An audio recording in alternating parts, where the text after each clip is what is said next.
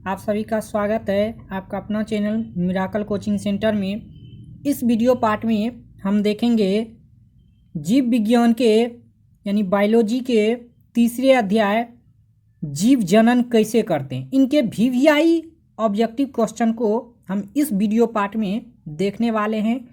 तो जो भी साथी लोग चैनल में नए हैं चैनल को सब्सक्राइब कीजिए और लाइक शेयर करना मत भूलिएगा और कमेंट में ज़रूर बताते रहिएगा हर एक क्वेश्चन का आंसर क्या होगा। ठीक, टाइप करके ज़रूर बताया कीजिएगा और क्लास कैसा लगता है कमेंट बॉक्स में अंत में ज़रूर बताइएगा। तो चलिए अब बिना देरी किए हुए क्लास को शुरू करते हैं। तो देखिए होम स्क्रीन पे पहला क्वेश्चन दिख रहा है, जीव जनन क्यों करते हैं। जीव जनन क्यों करते हैं? अपनी जाति का अस्तित्व बचाने के लिए, अपनी जाति की संख्या में वृद्धि के लिए, आनुवंशिक गुण पीढ़ी दर पीढ़ी पहुंचाने के लिए, इनमें से सभी। तो जीव जो जनन करते हैं ये सभी चीज़ों के लिए करते हैं। ठीक, अपनी जाति की अस्तित्व को बचाने के लिए। ठीक, यदि वो जनन नहीं करेंगे तो उसका क्या होगा, अस्तित्व खत्म हो जाएगा। ठीक, उसका जाति नहीं बचेगा। तो इसीलिए ये सभी कारणों से वो जो है अपना जनन करते हैं। ठीक, तो चलिए आगे देखिए। कहता है लैंगिक जनन के लिए किस प्रकार का कोशिका विभाजन होता है। लैंगिक जनन के लिए किस प्रकार का कोशिका विभाजन होता है। लैंगिक जनन के लिए किस प्रकार का कोशिका विभाजन होता है? अर्धसूत्री विभाजन, समसूत्री विभाजन, असूत्री विभाजन, इनमें से सभी। तो अर्धसूत्री विभाजन होता है। ऑप्शन नंबर ए अर्धसूत्री विभाजन। ठीक, ऑप्शन नंबर ए आपका सही हो जाएगा। नेक्स्ट देखिए, कहता है एक अंडाशय में कितने बीजांड होते हैं। एक अंडाशय में कितने बीजांड होते हैं? एक, अनेक, तीन, चार, इनमें से सभी। तो एक अंडाशय में कितने बीजांड होते हैं? एक, अनेक, तीन, चार, इनमें से सभी। ये टोटल जो है आपका सही है। ठीक, एक अंडाशय में कितने बीजांड होते हैं? कभी कभी एक भी होता है, अनेक भी होता है, तीन से चार भी होता है। ठीक, तो ये सारा ऑप्शन आपका सही है। ठीक, ऑप्शन नंबर डी सही हो जाएगा। ठीक, नेक्स्ट देखिए, कहता है मित्रों के मासिक चक्र में एक परिपक्व अंडाणु किस दिन अंडाशय से बाहर निकलता है। कहता है स्त्रियों के मासिक चक्र में एक परिपक्व अंडाणु किस दिन अंडाशय से बाहर निकलता है? तो 14वें दिन। ठीक, 14वां दिन जो होता है स्त्रियों के मासिक चक्र में परिपक्व अंडा जो है बाहर निकलता है। ठीक, तो ऑप्शन नंबर आपका सी जो है सही हो जाएगा, 14वें दिन। ठीक, नेक्स्ट देखिए, कहता है वृषण कोश का तापमान, वृषण कोश का तापमान शरीर के सामान्य ताप से डैश कम होता है। वृषण कोश का तापमान शरीर के सामान्य ताप से डैश कम होता है। 1 डिग्री, 2 डिग्री, 5 डिग्री, 4 डिग्री। तो कितना कम होता है? 2 डिग्री सेल्सियस। कितना होता है? 2 डिग्री सेल्सियस कम होता है। तो ऑप्शन नंबर बी आपका सही हो जाएगा। ठीक, नेक्स्ट क्वेश्चन देखिए, कहता है अंडाणु निषेचित होता है। अंडाणु निषेचित होता है योनि से, गर्भाशय से, फेलोपियन नलिका से, अंडाशय से। तो कहाँ से अंडाणु निषेचित होता है? अंडाशय से। ऑप्शन नंबर डी आपका सही हो जाएगा। ठीक, अंडाणु निषेचित होता है अंडाशय से। नेक्स्ट क्वेश्चन देखिए, कहता है अंडाणु एवं शुक्राणुओं में गुणसूत्र की संख्या मादा कोशिका के तुलना में क्या होती है? अधिक होती है। अंडाणु एवं शुक्राणु में गुणसूत्र की संख्या मादा कोशिका की तुलना में क्या होती है? अधिक होती है। ठीक, ऑप्शन नंबर सी आपका अधिक सही हो जाएगा। ठीक, देखिए आगे, कहता है लिंग गुणसूत्र का पूर्ण जोड़ा पाया जाता है। लिंग गुणसूत्र का पूर्ण जोड़ा पाया जाता है। पुरुष में, स्त्री में, पुरुष और स्त्री दोनों में, किसी में नहीं। तो लिंग गुणसूत्र का पूर्ण जोड़ा पाया जाता है स्त्री में। किसमें? स्त्री में पाया जाता है। तो ऑप्शन नंबर बी आपका सही हो जाएगा। ठीक। कहता है मानव मादा के जनन तंत्र का भाग नहीं है। मानव मादा के जनन तंत्र का भाग नहीं होता है डिंब वाहिनी। डिंब वाहिनी जो है ये मानव मादा के जनन तंत्र का भाग नहीं होता है। अंडाशय, गर्भाशय और ये शुक्रवाहिका, ये सब जो है मानव मादा के जनन तंत्र का भाग होता है, लेकिन डिंब वाहिनी नहीं होता। ठीक। तो ऑप्शन नंबर डी आपका डिंब वाहिनी सही हो जाएगा। ठीक। नेक्स्ट देखिए, कहता है शुक्राणु बनता है। शुक्राणु कहाँ बनता है? विरेचन में, मूत्राशय में, गर्भाशय में, अंडाशय में। तो शुक्राणु कहाँ बनता है? विरेचन में बनता है। ठीक। ऑप्शन नंबर ए आपका सही हो जाएगा। ठीक। शुक्राणु बनता है विरेचन में। कहता है ऐसे जीव जिनमें दोनों लिंग उपस्थित होते हैं कहा जाता है। ऐसे लिंग जिनमें दोनों लिंग उपस्थित होते हैं कहा जाता है द्विलिंगी। जिसमें दोनों लिंग उपस्थित होते हैं उसे कहा जाता है द्विलिंगी। ठीक। तो ऑप्शन नंबर बी आपका द्विलिंगी सही हो जाएगा। ठीक। आगे देखिए, कहता है उत्तक सावधान में किस प्रकार का उत्तक लेते हैं? उत्तक सावधान में किस प्रकार का उत्तक लेते हैं? तो मेरिस्टेमिक उत्तक लेते हैं। मेरिस्टेमिक। ठीक। मेरिस्टेमिक उत्तक लेते हैं। ऑप्शन नंबर ए आपका सही हो जाएगा, मेरिस्टेमिक उत्तक। आगे देखिए, कहता है आलू में जनन कैसे होता है? आलू में जनन कैसे होता है? तो कायिक प्रबंधन के द्वारा। कायिक प्रबंधन के द्वारा आलू में जनन होता है। ठीक। आलू में जनन कैसे होता है? कायिक प्रबंधन के द्वारा। ऑप्शन नंबर सी आपका सही हो जाएगा, कायिक प्रबंधन। ठीक। नेक्स्ट देखिए, कहता है अलैंगिक जनन के समय कौन सा विभाजन होता है? अलैंगिक जनन के समय कौन सा विभाजन होता है? समसूत्री, असमसूत्री, अर्धसूत्री, ए एवं बी दोनों। तो ए एवं बी दोनों होता है। ठीक। समसूत्री और असमसूत्री। तो ऑप्शन नंबर डी आपका सही हो जाएगा। अलैंगिक जनन में ये दोनों होते हैं। ठीक। कहता है जीव जिस प्रक्रम द्वारा अपनी संख्या में वृद्धि करते हैं उसे कहा जाता है। जीव जिस प्रक्रम द्वारा अपनी संख्या में वृद्धि करते हैं उसे कहा जाता है जनन कहा जाता है। उसे क्या कहा जाता है? जनन कहा जाता है। ऑप्शन नंबर ए आपका सही हो जाएगा, जनन। कहता है नर युग्मक और मादा युग्मक के संकलन को कहते हैं। नर युग्मक और मादा युग्मक के संकलन को कहते हैं निषेचन। क्या कहते हैं? निषेचन। ऑप्शन नंबर बी आपका सही हो जाएगा, निषेचन। नर युग्मक और मादा युग्मक के संकलन को निषेचन कहते हैं। ठीक। आगे देखिए, कहता है किस प्रकार के जनन में जनक के शरीर से, किस प्रकार के जनन में जनक के शरीर से कलिका निकलती है? तो मुकुलन, अपखंडन, विखंडन, बीजाणु जनन में। तो मुकुलन में। ऑप्शन नंबर आपका ए सही हो जाएगा, मुकुलन। ठीक। मुकुलन में कायिका निकलती है। ठीक। आगे देखिए, कहता है मुकुलन द्वारा प्रजनन किसमें होता है? मुकुलन द्वारा प्रजनन किसमें होता है? अमीबा में, ईस्ट में, मलेरिया परजीवी में, पैरामीशियम में। तो मुकुलन द्वारा प्रजनन किसमें होता है? तो ईस्ट में होता है। ऑप्शन नंबर बी आपका सही हो जाएगा, ईस्ट। ठीक। आगे देखिए, कहता है पुष्पी पौधे में लैंगिक जनन किसके द्वारा होता है? पुष्पी पौधा जो होता है उसमें लैंगिक जनन किसके द्वारा होता है? पत्तियों के द्वारा, तने के द्वारा, फूलों द्वारा, बीज द्वारा। तो किसके द्वारा होता है? फूल के द्वारा होता है। ठीक, ऑप्शन नंबर सी आपका फूल सही हो जाएगा। ठीक,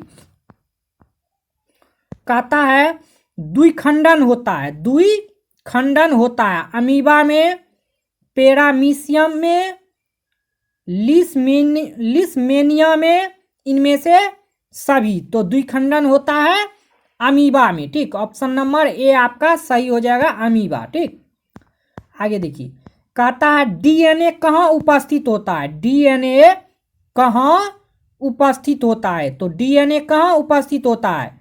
लाइसोसोम में, ग्लोकिया में, केंद्रक में, इनमें से कोई नहीं।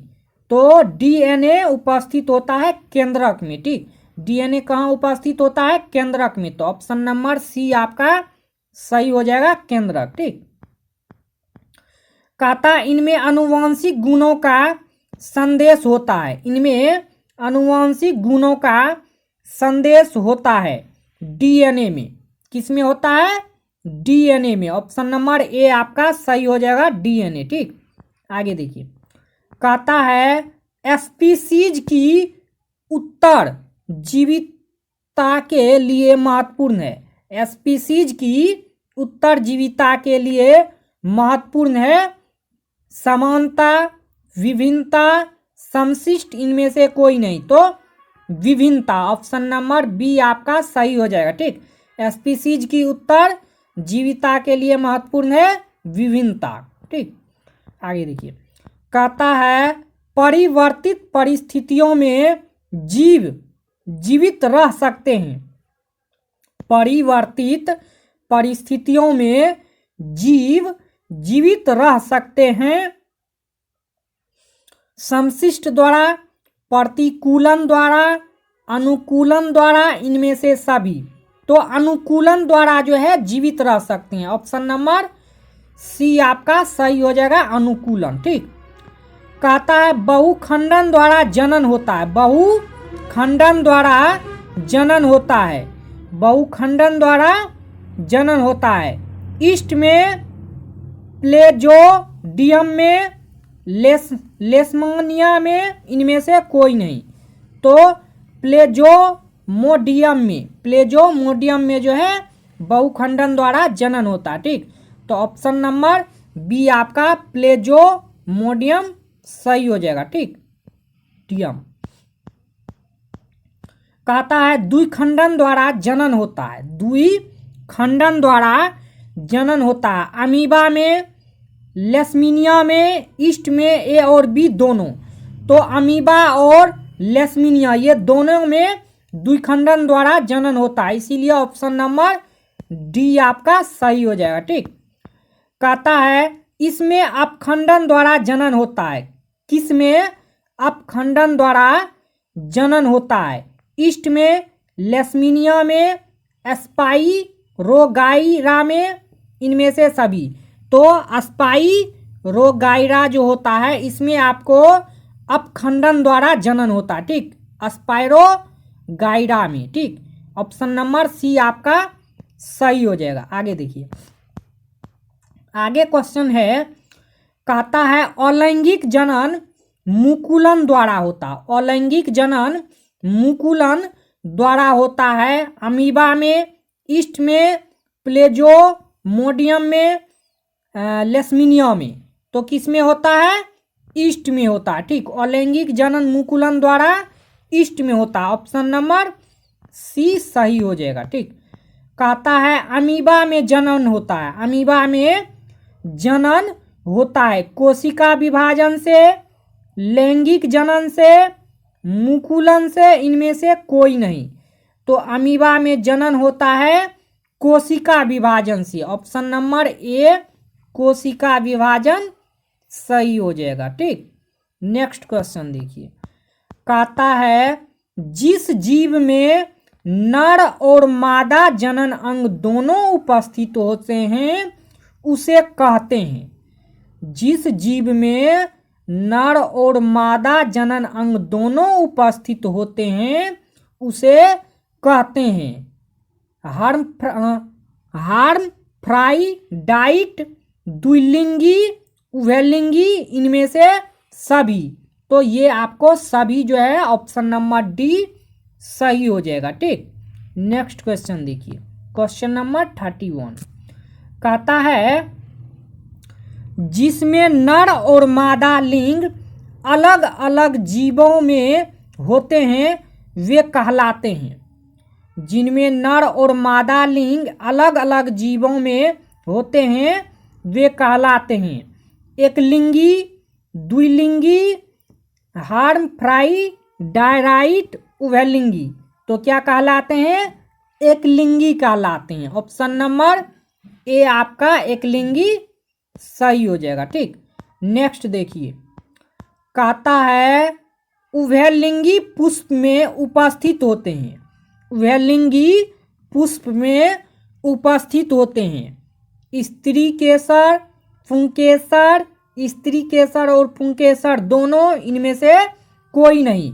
तो उभयलिंगी पुष्प जो होते हैं उसमें उपस्थित होते हैं स्त्री केसर और पुंकेसर, ये दोनों उपस्थित होते हैं। ठीक, तो ऑप्शन नंबर सी आपका सही हो जाएगा। ठीक, नेक्स्ट क्वेश्चन देखिए, कहता है पुष्प में परागण कहाँ बनते हैं? पुष्प में परागण कहाँ बनते हैं?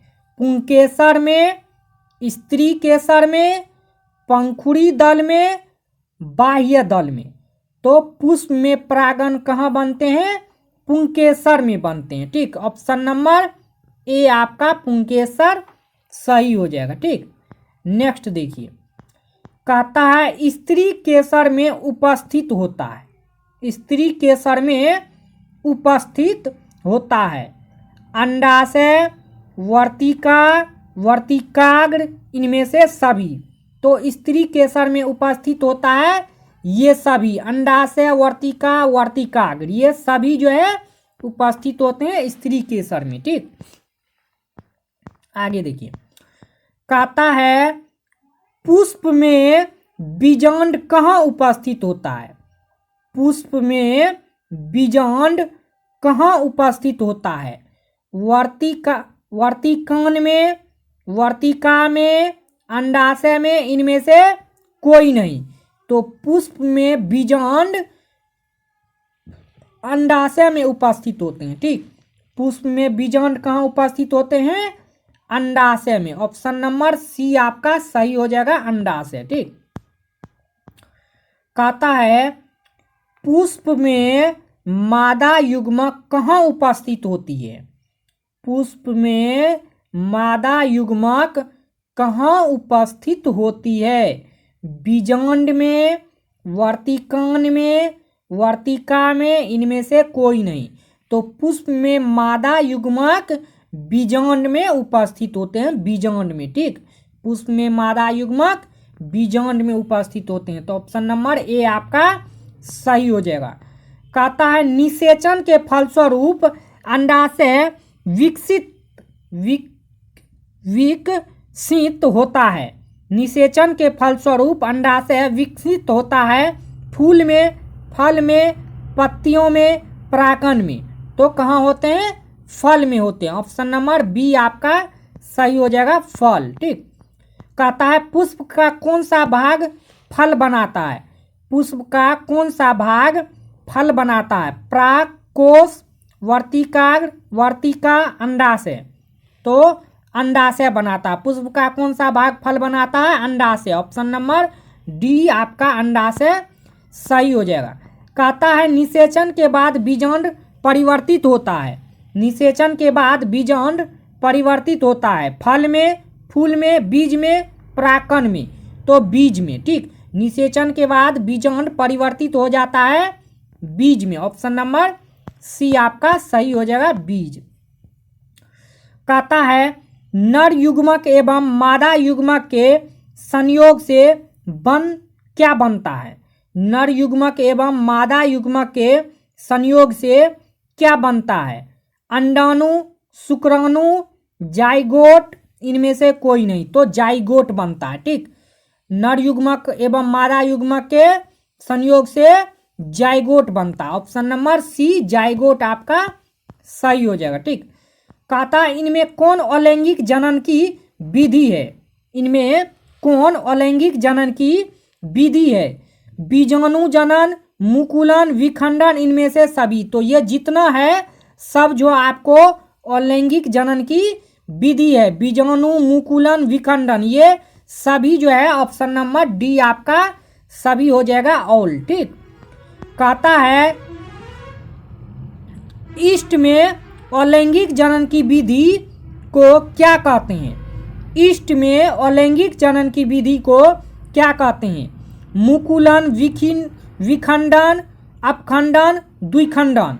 तो ईस्ट में अलैंगिक जनन की विधि को मुकुलन कहा जाता है। ठीक, ऑप्शन नंबर ए आपका मुकुलन सही हो जाएगा। ठीक, कहता है हाइड्रा में अलैंगिक जनन की विधि है, हाइड्रा में अलैंगिक जनन की विधि है मुकुलन, पूर्ण जनन, बीजाणु जनन, विखंडन।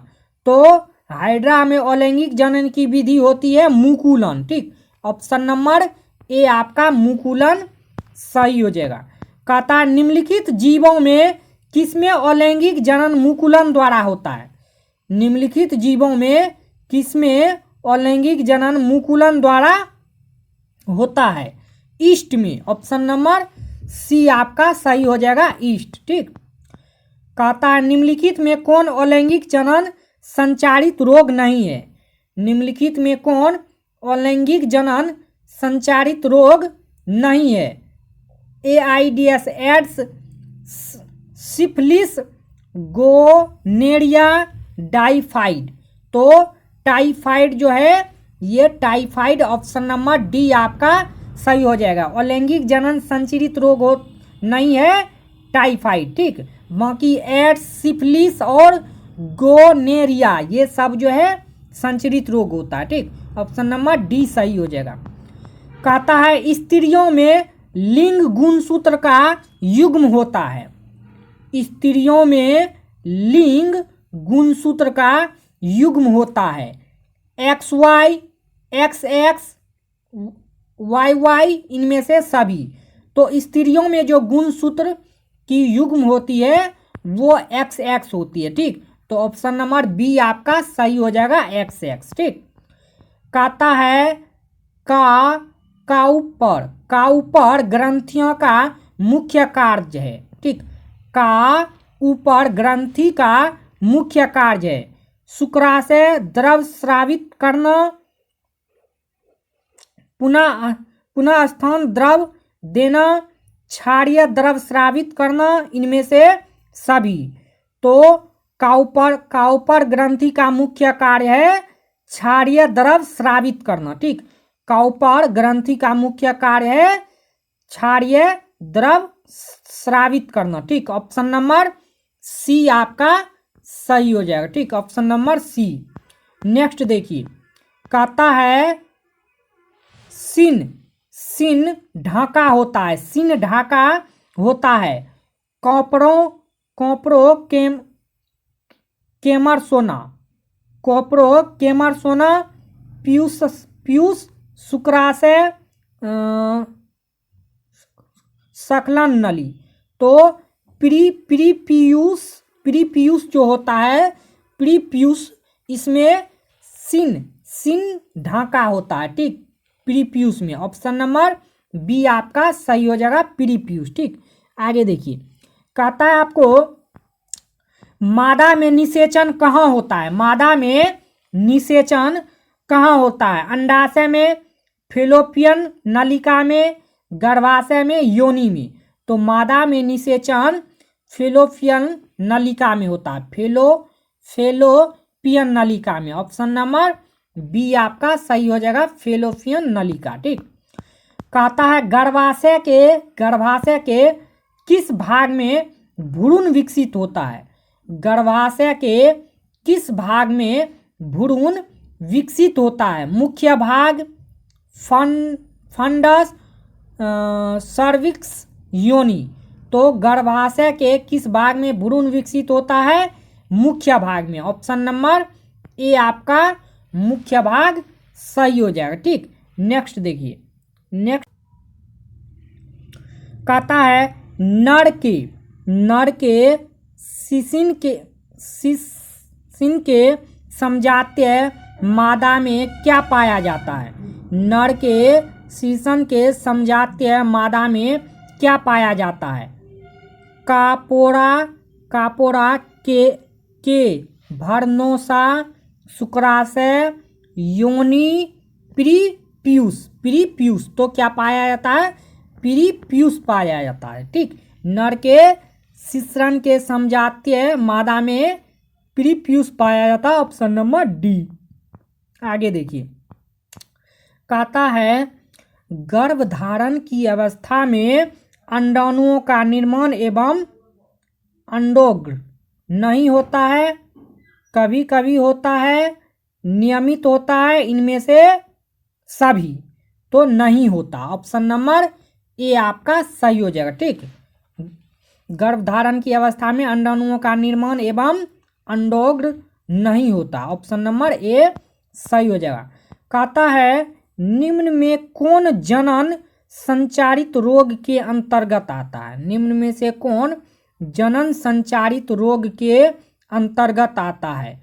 तो सिफिलिस, एड्स, गोनोरिया, इनमें से सभी।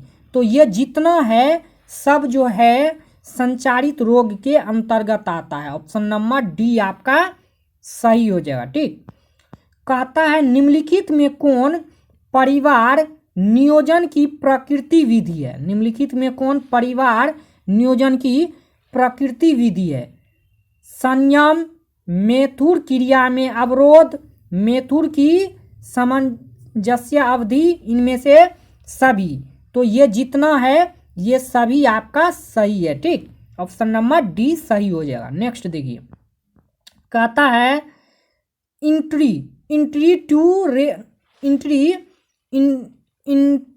इंट्रा यूटेराइट उपयोग के अंतर्गत कौन आता है?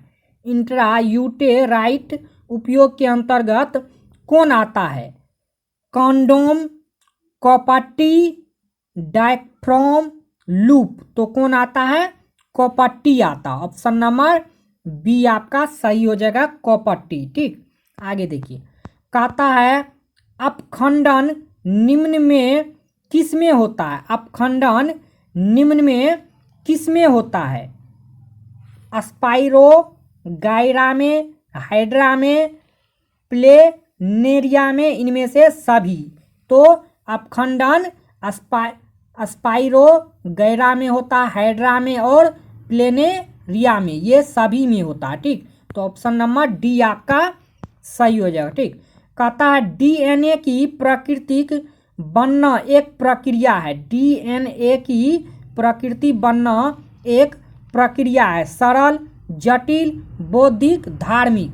तो जटिल। ऑप्शन नंबर बी आपका सही हो जाएगा, जटिल। ठीक, कहता है घोंघा किस समुदाय का प्राणी है? घोंघा जो होता है, घोंघा वो किस समुदाय का प्राणी होता है? मोलस्का का, इकाई नोडर मोटाका, प्रोटोकाटा, एनीलिका का। तो किसका होता है? मोलस्का का होता, मोलस्का का। ऑप्शन नंबर ए आपका मोलस्का सही हो जाएगा। घेंगा जो है मोलस्का समुदाय का प्राणी होता। ठीक, आगे देखिए, कहता है गर्भपात की सुरक्षित अवधि कितनी है? गर्भपात की सुरक्षित अवधि कितनी है? 3 महीने के भीतर, 5 महीने के भीतर, 4 महीने के भीतर, 6 महीने के भीतर। तो गर्भपात की सुरक्षित अवधि कितनी होती है?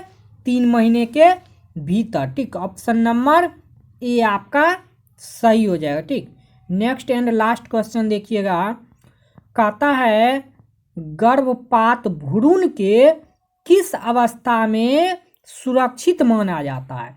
गर्भपात भ्रूण के किस अवस्था में सुरक्षित माना जाता है?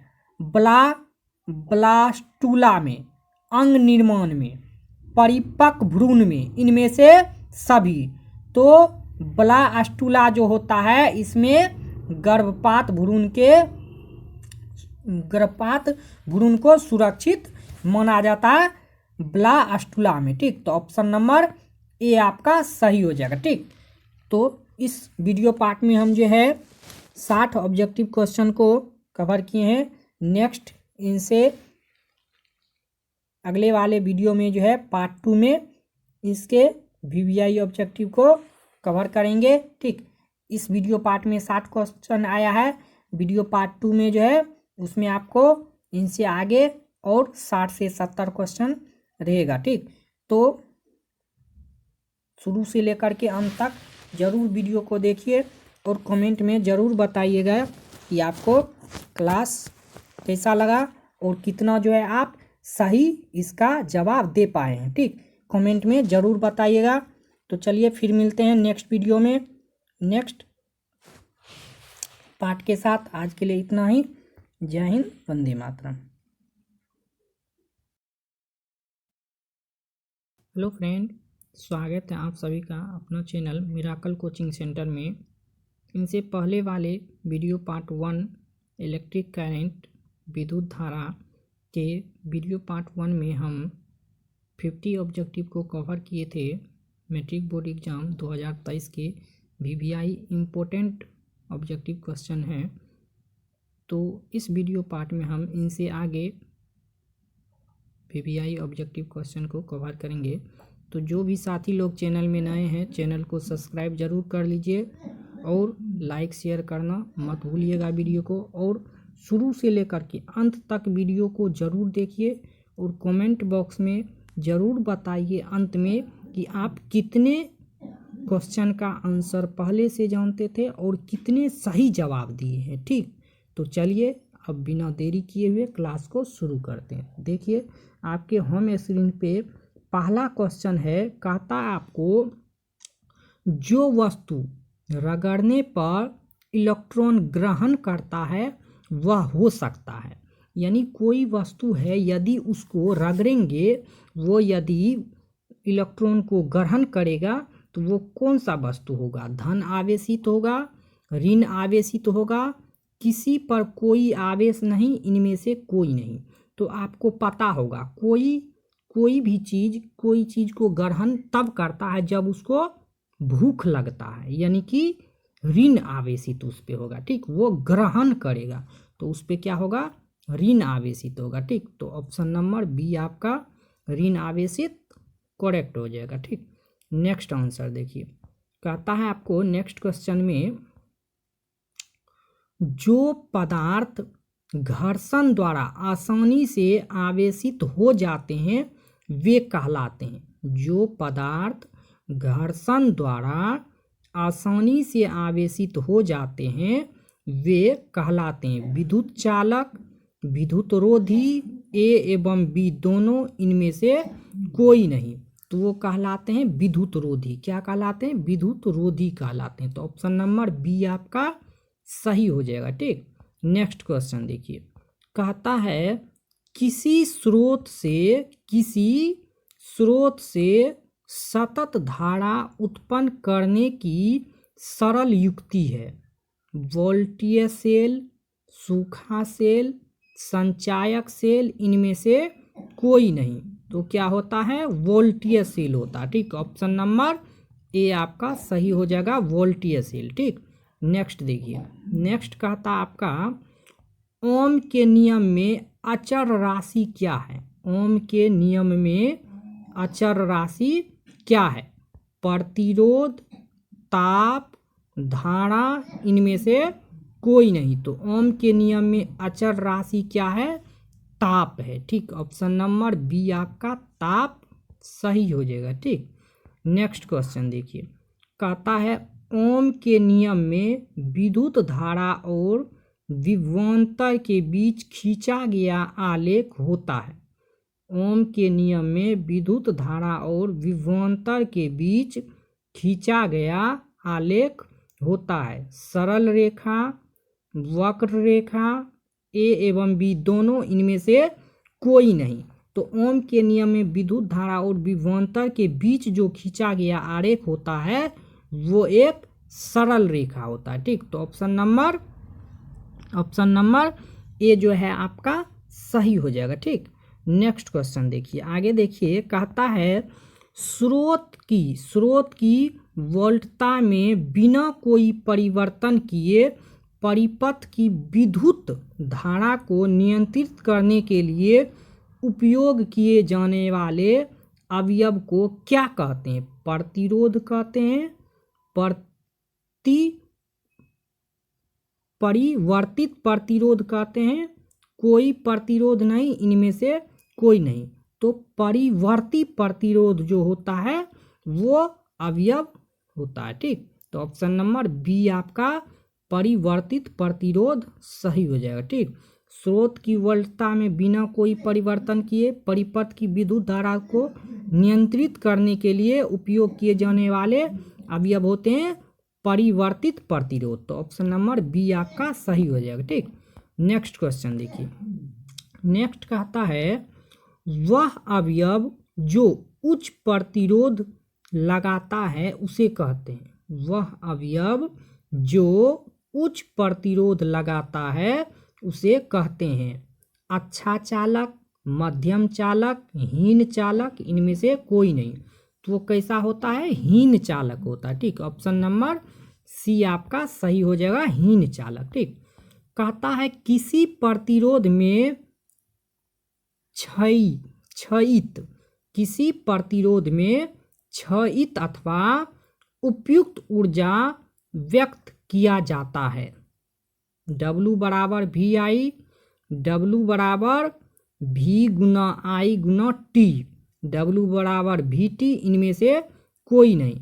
तो आपको जो है W बराबर जो होता है V Guna I Guna T जो होता है, ये आपका ऑप्शन सही हो जाएगा। ठीक, ऑप्शन नंबर बी, W बराबर VI गुना T, ये जो है प्रतिरोध में क्षयित अथवा उपयुक्त ऊर्जा व्यक्त किया जाता है। ठीक, आगे देखिए, कहता है 12 वोल्ट विभवांतर के दो बिंदुओं के बीच, 12 वोल्ट विभवांतर के दो बिंदुओं के बीच 2 कूलम्ब आवेश को ले जाने में कितना कार्य होगा? 2 कूलम्ब आवेश को ले जाने में कितना कार्य होगा? 24 जूल होगा, 20 जूल होगा, 36 जूल होगा, 23 जूल होगा। तो कितना जूल होगा? 24 जूल कार्य होगा। ठीक, J4 जूल होता है। ठीक, तो 24 जूल कार्य होगा। तो ऑप्शन नंबर ए आपका सही हो जाएगा। ठीक, नेक्स्ट देख लीजिए, कहता है 6 वोल्ट बैटरी से गुजरने वाले हर एक कूलम्ब आवेश को कितनी ऊर्जा दी जा सकती है? 6 वोल्ट बैटरी से गुजरने वाले हर एक कूलम्ब आवेश को कितनी ऊर्जा दी जा सकती है? 12 जूल, 6 जूल, 1 जूल, 5 जूल। तो कितना ऊर्जा दिया जा सकता है? 6 जूल दिया जा सकता है। ठीक, तो ऑप्शन नंबर बी आपका सही हो जाएगा, 6 जूल। ठीक, नेक्स्ट देख लीजिए, कहता है इलेक्ट्रॉन पर आवेश होता है। ठीक, इलेक्ट्रॉन पर जो है आवेश होता है 1.6 गुना 10 पे पावर 20 कूलम, 1.6 गुना 10 पे पावर 27 कूलम, 1.6 गुना 10 पे पावर 19 कूलम, इनमें से कोई नहीं। तो कितना आवेश होता है? 1.6 गुना 10 के पावर 19 कूलम होता है। ठीक, कितना होता है? 1.6 गुना 10 पे पावर 19 कूलम होता है इलेक्ट्रॉन पर आवेश। ठीक, तो आपको ऑप्शन नंबर सी जो है सही हो जाएगा। ठीक, नेक्स्ट क्वेश्चन देखिए, कहता है आपको समांतर क्रम में संयोजित 10 प्रतिरोधों का, जिनमें प्रत्येक का मान 10 ओम है, समतुल्य प्रतिरोध होता है 1000, 1002, 100, 202। तो कितना होता है? 100 होता है। ठीक, ऑप्शन नंबर सी जो है आपका 100 सही हो जाएगा। ठीक, नेक्स्ट देखिए, नेक्स्ट कहता है क्वेश्चन आपका, अगर बैटरी से केवल प्रतिरोधों के एक समूह की संयोजित है तो स्रोत की ऊर्जा नियंत्रित रूप से किस ऊर्जा में परिवर्तित होगा। अगर बैटरी से केवल प्रतिरोधों के एक समूह की संयोजित है तो स्रोत की ऊर्जा नियंत्रित रूप से किस ऊर्जा में परिवर्तित होगा। प्रकाश ऊर्जा में, तापीय ऊर्जा में, यांत्रिक ऊर्जा में, गतिज ऊर्जा में। तो क्या होगा, तापीय ऊर्जा में होगा। ठीक, ऑप्शन नंबर बी आपका तापीय ऊर्जा सही हो जाएगा। ठीक, नेक्स्ट देखिए, कहता है अर्धचालक का ताप बढ़ने पर उसका प्रतिरोध क्या होता है, बढ़ता है, घटता है और परिवर्तित रहता है, इनमें से कोई नहीं। तो अर्धचालक का ताप बढ़ने पे उसका प्रतिरोध क्या होता है, अपरिवर्तनीय रहता है, अपरिवर्तनीय रहता है। तो ऑप्शन नंबर सी आपका सही हो जाएगा, अपरिवर्तनीय। ठीक, ऑप्शन नंबर सी आपका सही हो जाएगा, अपरिवर्तनीय। ठीक, आगे देखिए, कहता है किसी चांदी के तार का ताप बढ़ाया जाए तो उसका प्रतिरोध बढ़ेगा, घटेगा और परिवर्तित रहेगा, इनमें से कोई नहीं। तो क्या हो जाएगा इसका आंसर, कमेंट बॉक्स में फटाक आंसर दीजिएगा। तो क्या होगा, बढ़ेगा। ठीक, ऑप्शन नंबर ए आपका सही हो जाएगा। ठीक, चांदी के तार का ताप बढ़ाया जाए तो उसका प्रतिरोध क्या होगा, बढ़ेगा। ठीक, तो ऑप्शन नंबर ए आपका सही हो जाएगा। आगे देखिए, कहता है R1 तथा R2 को प्रतिरोध समांतर श्रेणी में जुड़े हैं तो समतुल्य प्रतिरोध होगा। R1 तथा R2 दो प्रतिरोध समांतर श्रेणी में जुड़े हैं तो समतुल्य प्रतिरोध होगा। R1 से अधिक, R2 से अधिक, प्रत्येक से कम, इनमें से कोई नहीं। तो प्रत्येक से कम हो जाएगा। ठीक, ऑप्शन नंबर सी आपका प्रत्येक से कम सही हो जाएगा। कहता है यदि चार समान प्रतिरोध को श्रेणी क्रम में जोड़ा जाता है तो उनका तुल्य प्रतिरोध 20 ओम होता है। प्रत्येक प्रतिरोध होगा 5 ओम होगा, 10 ओम होगा, 2.5 ओम होगा, इनमें से कोई नहीं। तो कितना ओम हो जाएगा, 5 ओम हो जाएगा। ठीक, ऑप्शन नंबर ए आपका 5 ओम सही हो जाएगा। ठीक, नेक्स्ट देखिए, कहता है सेल का विभव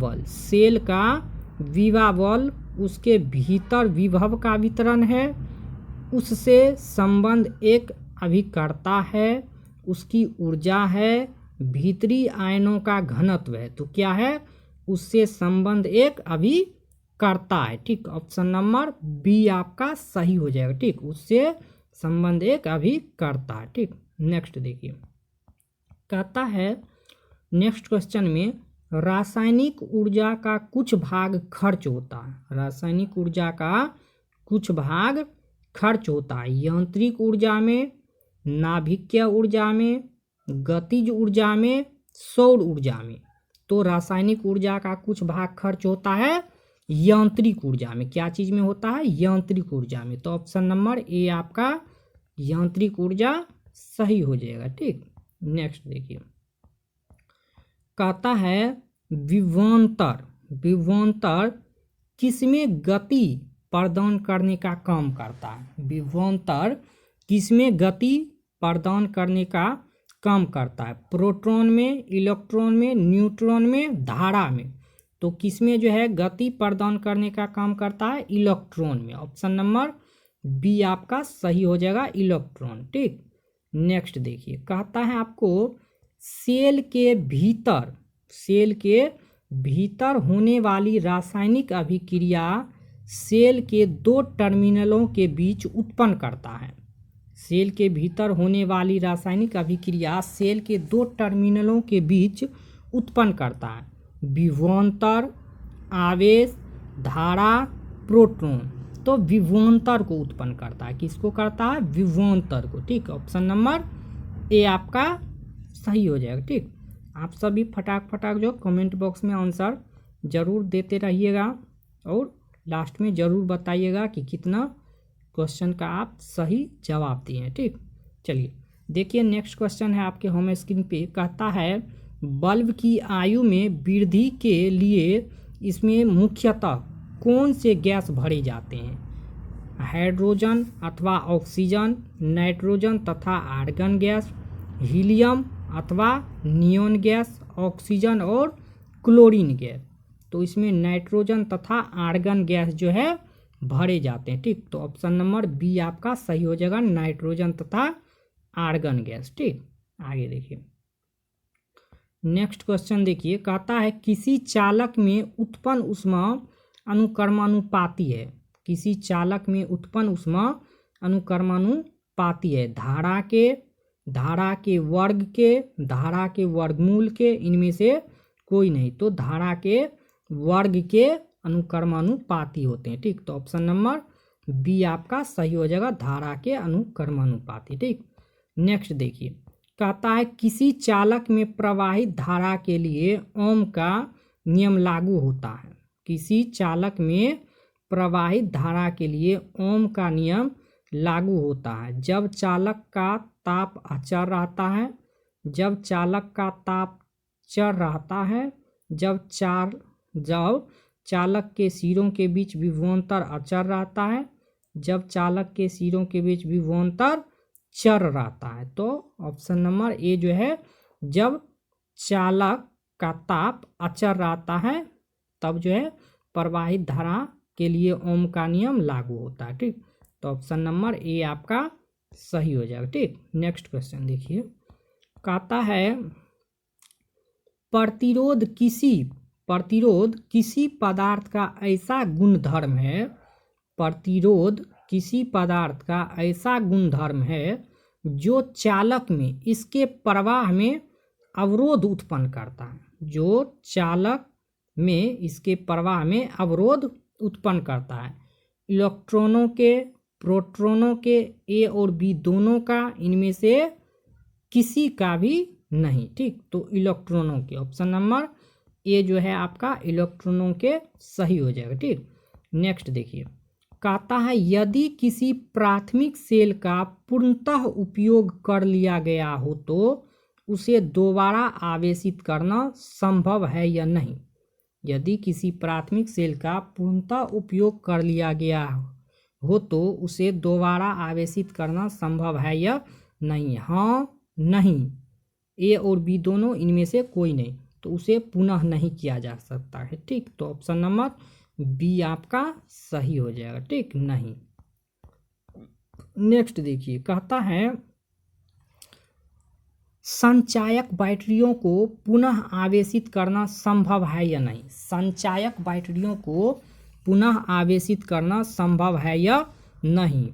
तो उसको जो है संचायक बैटरी को पुनः आवेशित करना संभव होता है। ठीक, ऑप्शन नंबर बी आपका हाँ सही हो जाएगा। ठीक, नेक्स्ट देख लीजिए, कहता है जब 1 एम्पियर धारा 1 वोल्ट विभवांतर पर प्रवाहित होती है तो उपयुक्त ऊर्जा क्या है। ए मतलब एम्पियर होता है, भी मतलब वोल्ट होता है। ठीक, तो कहता है 1 एम्पियर धारा 1 वोल्ट विभवांतर पर प्रवाहित होती है तो उपयुक्त ऊर्जा क्या होगी।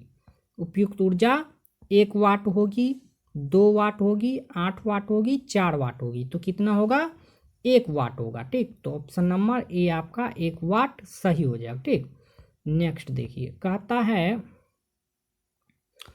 है नेक्स्ट क्वेश्चन में 1 वाट कितने जूल के बराबर होता है। ठीक, 1 वाट WT मतलब वाट होता है, 1 वाट कितने जूल के बराबर होता है।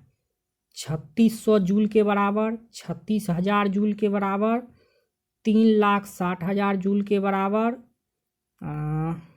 36 लाख जूल के बराबर।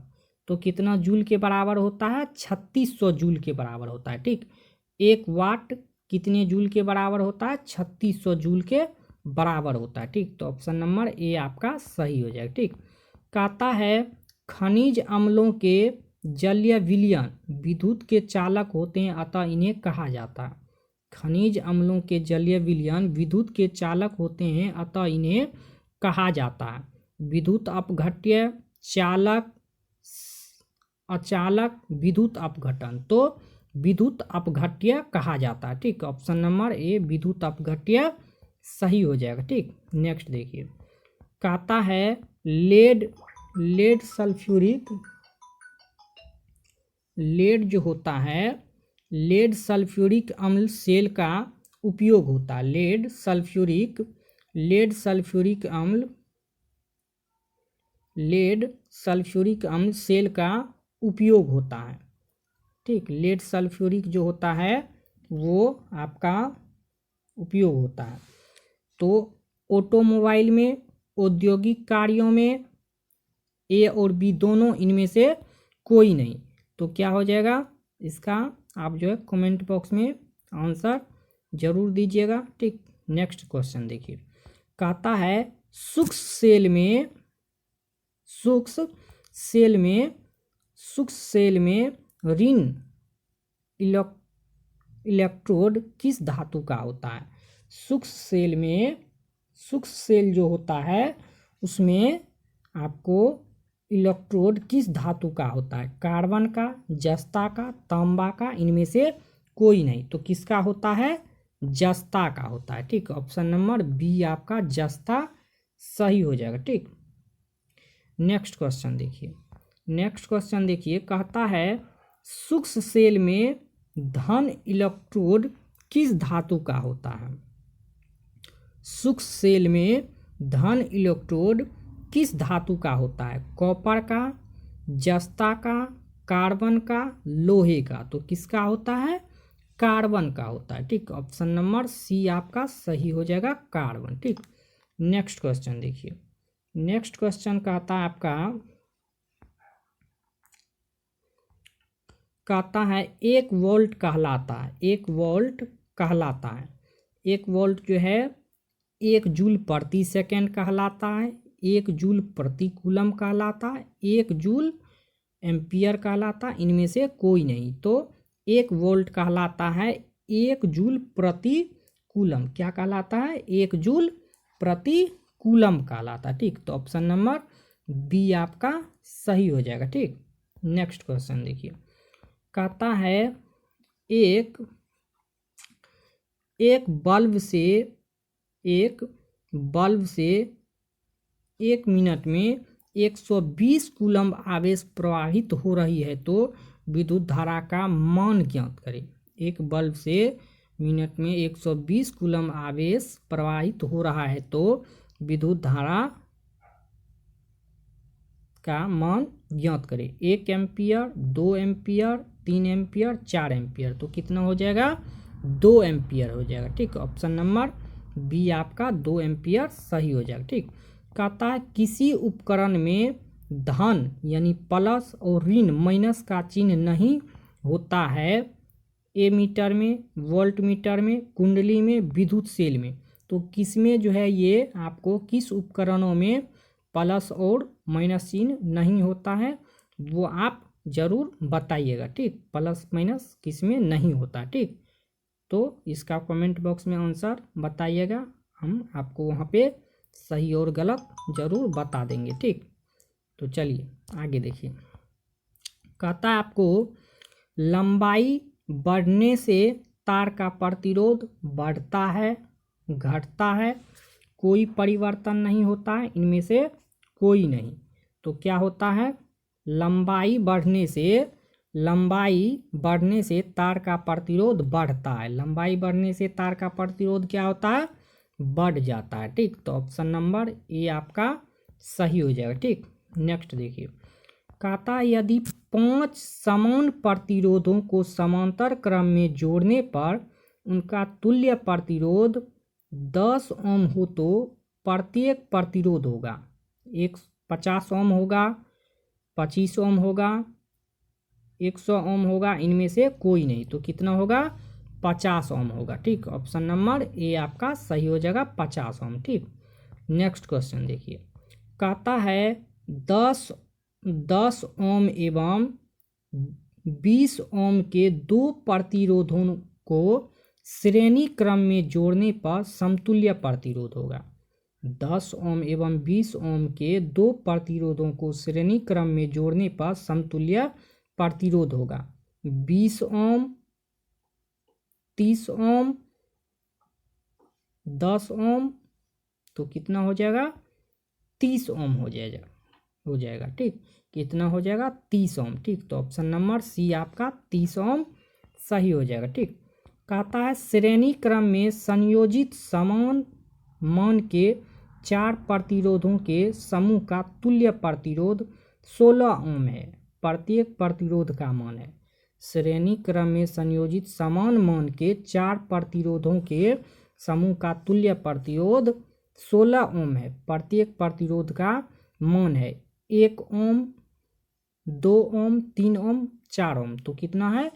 4 ओम है। ठीक, ऑप्शन नंबर डी आपका सही हो जाएगा, 4 ओम। ठीक, नेक्स्ट देखिए, नेक्स्ट क्वेश्चन कहता है आपका प्रतिरोध आर के किसी तार के टुकड़े को 5 बराबर भागों में काटा जाता है। इन टुकड़ों को फिर पार्श्व क्रम में संयोजित कर देते हैं। यदि संयोजन का तुल्य प्रतिरोध आर है तो आर बटे आर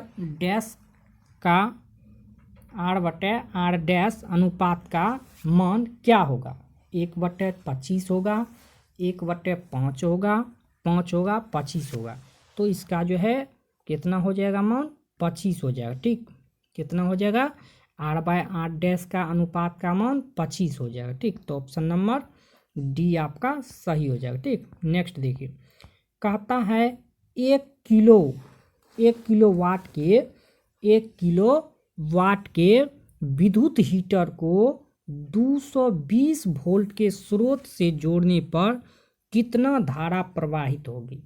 1 किलो वाट के विद्युत हीटर को 220 वोल्ट के स्रोत से जोड़ने पर कितना धारा प्रवाहित होगा?